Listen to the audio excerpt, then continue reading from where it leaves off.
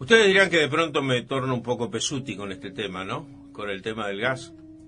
Simplemente, dentro de algún ratito, porque dura creo que 12 minutos, tenemos un audio de Emilio Apud. Emilio Apud es un ex secretario de Energía, que junto con un grupo de ex secretarios de Energía, en un momento determinado le acercaron al gobierno anterior un estudio diciéndole que íbamos por el camino incorrecto y que íbamos al desastre en cuanto a la generación de energía y al déficit que eso iba a provocar, consecuentemente a la cantidad de dólares que íbamos a necesitar para importar gas y energía. Entonces, esta cuestión, yo sinceramente les pido que cuando lo pasemos, si tienen un poquito de tiempo, le presten atención. ¿Lo querés pasar ahora? Lo enganchamos por editorial. Lo enganchamos después. Bueno, perfecto, sí, lo enganchamos después. Ya que estamos hablando del tema. ¿Por qué digo esto? Porque este hombre es un experto en la materia y es un hombre que no tiene intereses creados en absoluto. Es un hombre que es especialista, hay que recurrir a la gente que sabe, ¿no? Esta gente fue convocada en los últimos días por Juan José Aranguren, mal por parte de Aranguren y mal por parte de Macri, porque habida cuenta de los antecedentes de esta presentación que ellos habían hecho ante el gobierno anterior, no sé si por qué cuestiones políticas o no recurrieron a ellos, no le pidieron una opinión concreta. Bueno, lo concreto es que si ustedes escuchan con atención al ingeniero Apud, se van a dar cuenta de cuál es la verdadera importancia de no haber aumentado las tasas y de haber caído en este default de producción de energía en la República Argentina. Yo quiero citar simplemente 3 cosas referidas a este tema, que a usted le pesaron en el bolsillo durante todos estos años, a todo, por supuesto, ¿no? La inflación desde el 2002 a la fecha es de 1.500%. Promedio.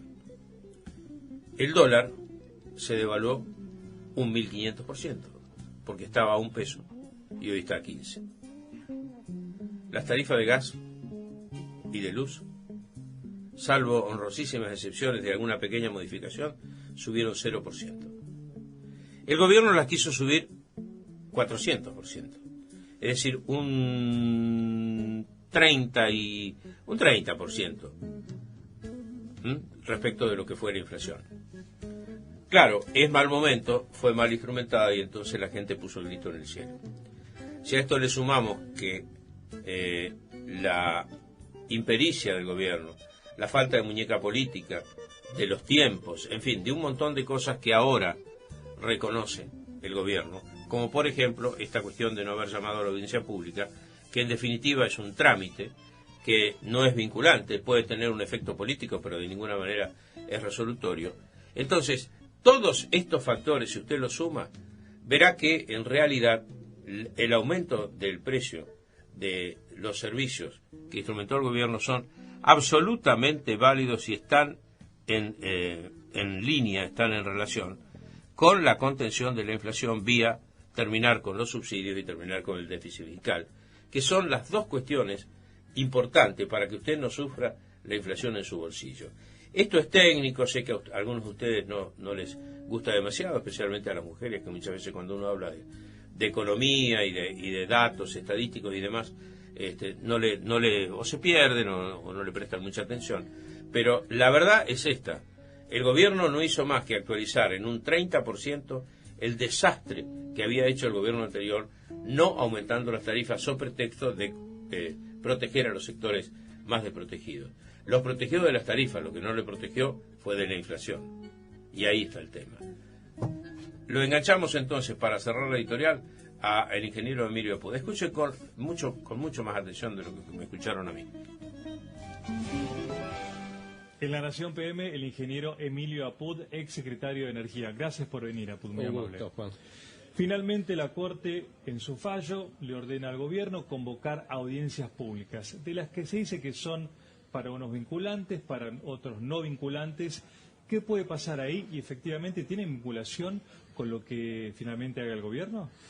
No, no son vinculantes desde el punto de vista técnico y técnico-legal, pero pienso que algún tipo de compromiso debe asumir el gobierno desde el punto de vista político, ¿no? Por eso hay que tener cuidado en la forma en que se plantean este tipo de audiencias, de las cuales hemos perdido gimnasia, ¿no? Después de tantos años, y que, bueno, espero que dé luz verde para poder retomar el sinceramiento tarifario. Yo no entiendo, sinceramente, a qué atribuir el festejo que hubo tanto de políticos como mucha parte de la población ante el fallo de la Corte, porque en última instancia es postergar inversiones, postergar la mejora del servicio, etcétera, basados en algunas excepciones que hubo en la elaboración de las tarifas, pero no en la gran mayoría, ¿no? Porque para la gran mayoría está una parte que es la tarifa social y otra la que no tiene tarifa social. Sí. Se deslizaron errores, ¿no? Eso hay que admitirlo. Bueno, trabajemos sobre esos errores sin afectar al resto. Acá todo el mundo consideró como que todo era 1000%, 2000%. Y bueno, entonces también la Suprema Corte consideró desde el punto de vista técnico-jurídico que no se puede hacer ex post la audiencia pública, que es necesario antes hacerla, y bueno, entonces el gobierno tiene que dar marcha atrás, hacer las audiencias públicas, y bueno, y después vamos a ver que no venga una catarata de amparos, ¿no? Como probablemente haya en el segmento que no fue atendido por la Corte, ¿no? Que sí, es el industrial y el comercial, ¿no? Pero no tienen ninguna incidencia. Las audiencias no. No. Políticamente sí, si sale muy mal, bueno, políticamente no sé. algunos reclamos o posiciones pueden llamar la atención. Pero no es vinculante, claro. Hablamos a veces mucho de unos temas y quizá cuando nos metemos a profundizar no sabemos tanto. El gas que llega hasta la hornalla o una cocina, en Capital, por ejemplo, para llevarlo al interior después, ¿de dónde viene? Ese caño, si uno recorriera de la cocina de la casa, al edificio, ¿a dónde va y de dónde viene? Bueno, tiene de 3 orígenes, digamos. Sí. Uno son los yacimientos que tenemos en nuestro territorio. Sí. El otro ¿En dónde, por ejemplo? Y en Neuquén, en Chubut, en la cuenca austral, ¿no? El offshore de Tierra del Fuego. Sí. Para dar una idea, si se consumen 150 millones de metros cúbicos por día, 100 los producimos nosotros. Sí. Nosotros 50 los tenemos que conseguir de afuera. Sí. ¿Cómo se consigue de afuera? Bueno, antes la única posibilidad era el gasoducto. Sí. ¿No? Compramos a Bolivia porque hay un gasoducto que nos vincula a Bolivia. Ahora con la tecnología se puede importar gas de distintas partes del mundo. Sí. ¿Por qué? Porque se lo hace líquido bajando su temperatura a menos 160 grados y entonces se reduce 600 veces el volumen. Claro. O sea, un metro cúbico líquido son 600 metros en forma gaseosa. Bien. Entonces viene el barco, hay unas plantas regasificadoras Sí. que son barcos que están en Bahía Blanca y en Escobar, y lo transforman otra vez en gas, llevándolo suavemente a la temperatura ambiente y lo meten en los gasoductos. Bien. Entonces tenemos importación por barco, importación por caño, que es de Bolivia. Digamos, Bolivia es 1/3 y 2/3 es de barco. Bien. Y el resto es propia. Sale el metro cúbico de gas, supongamos, de un yacimiento. Sí. Bueno, se hace una purificación ahí para que quede metano en lo posible, que es el que se usa como combustible, y se lo introduce en los grandes gasoductos que transportan desde 1000 kilómetros o 3000 kilómetros, depende de dónde, a los grandes centros de consumo. Bien.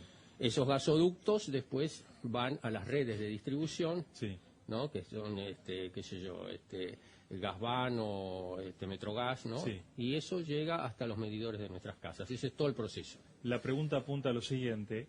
¿El gas aquí en Capital es más barato que un neuquino que está a 100 kilómetros de yacimiento? ¿O de un salteño que está ahí cerquita de Bolivia? Puede ser, porque todo lo que describí del trayecto del metro cúbico de gas, teóricamente no es regulado el que lo produce, ¿no? O sea, hasta que entra en el gasoducto troncal. El gasoducto troncal para abajo es un servicio regulado. ¿Por qué? Porque es un monopolio y hay una demanda cautiva. Entonces, El gas que llega a las distribuidoras, ¿no? Depende de qué distribuidora sea, ¿no? Aumentó durante estos 15 años de congelamiento, más o menos.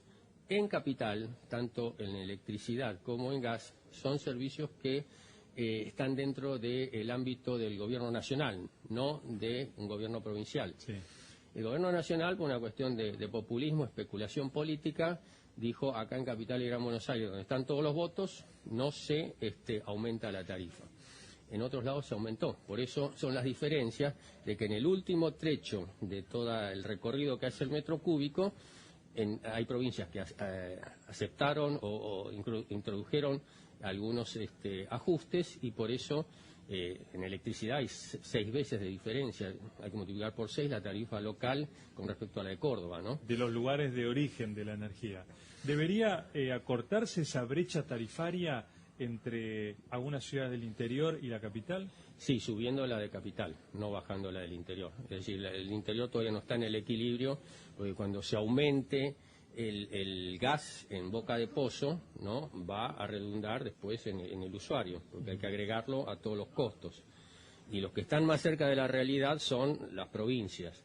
No así acá que fue simplemente una decisión política, llegando al absurdo que, por ejemplo, lo que cuesta 1 kilovatio hora producirlo, sí, desde que se genera, se transporta y se distribuye, hasta que llega al enchufe, digamos, para sí, hacer algo ilustrativo, pagamos una décima parte. Es decir, si vale 10 el kilovatio hora, nosotros estamos pagando 1.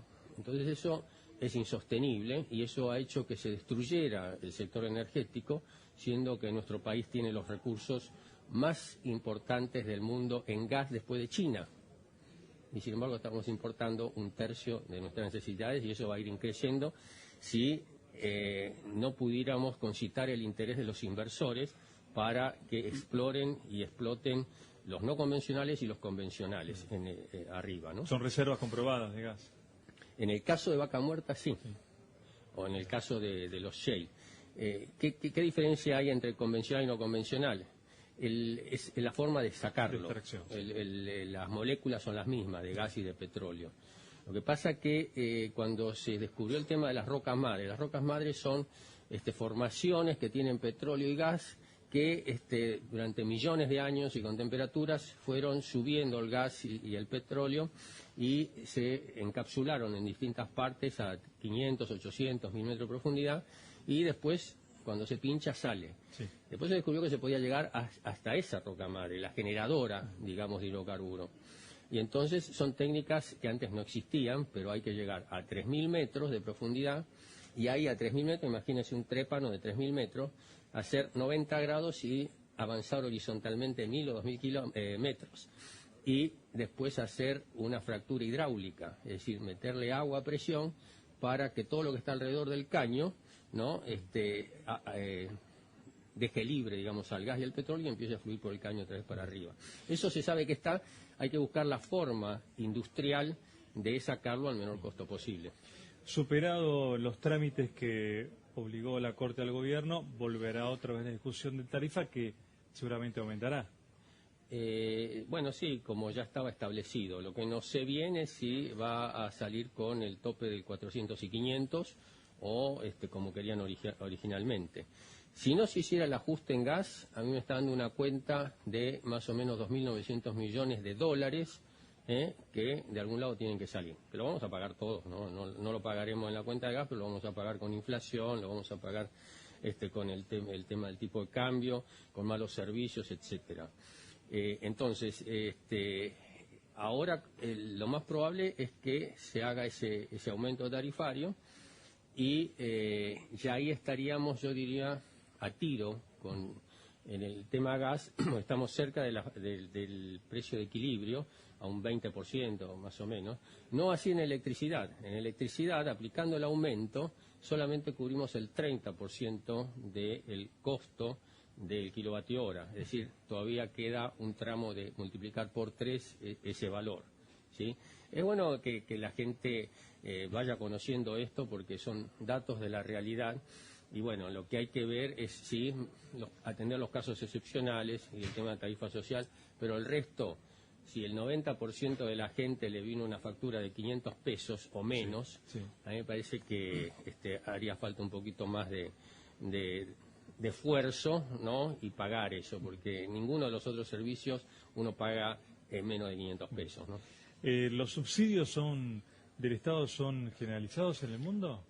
No, en casi ningún lado.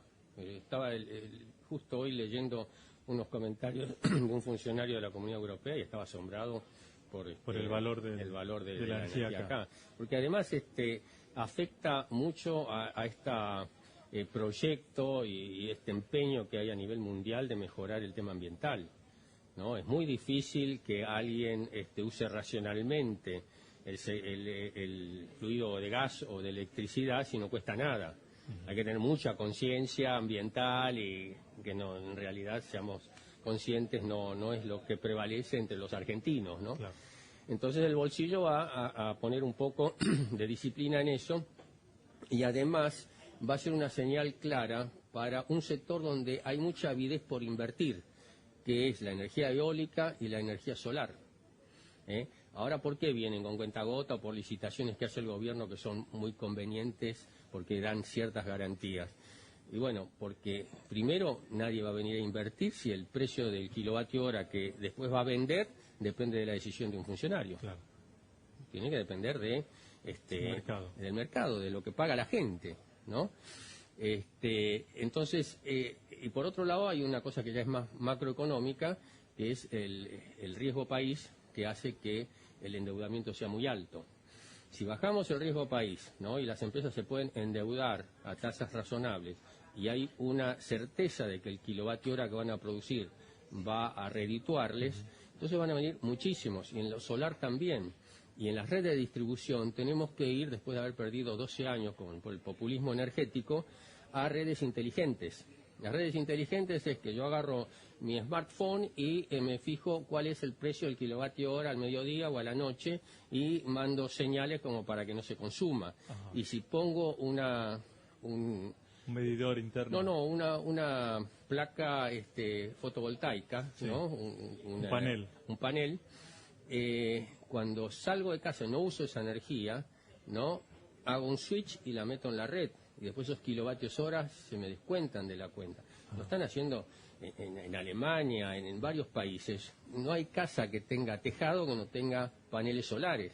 Pero no es porque lo hagan por amor al medio ambiente.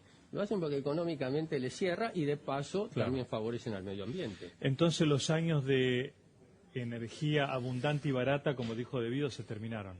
Eso no existe en ninguna parte del mundo. Acá en algún funcionario ahora lo volvió a decir eso, pero la energía no es abundante, hay que usarla con dosis homeopática porque toda energía generalmente introduce un cambio en el medio ambiente. Y además no es barata porque cuesta muchísimo. Y lo que nos tenemos que ir preparando es a un mundo de energía sin fósil, sin petróleo y sin gas, que va a ocurrir antes que termine este siglo, 80 años. ¿Sí? Entonces nosotros como argentinos, teniendo esos recursos importantes de gas, lo que tenemos que hacer es ponerlos en valor lo antes posible y venderlos, antes que dejen de tener valor. Claro. ¿Sí? Y eso transformarlo no en gasto corriente, en sueldos, sino en lo que hacen los países inteligentes como Noruega, que hacen un fondo soberano. ¿Para qué? Para el conocimiento. Es la mejor inversión que puede hacer un país a futuro.